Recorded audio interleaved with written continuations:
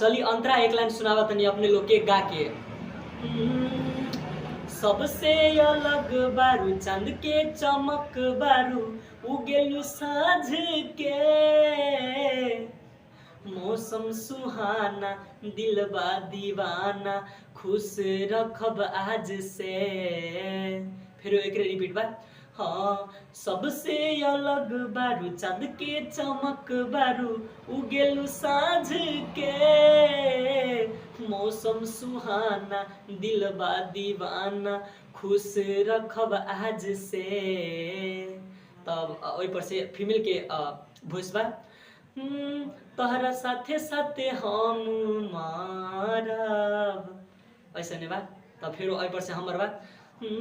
चलले चली तोरा अपन घर जान साथ रहब जिंदगी भर ऐसा नहीं बा। जाइए अपने लोग बहुत अच्छा शूट भइल बा। देखी प्यार दुलार दी। चलिए मिला था नेक्स्ट वीडियो में। Love you.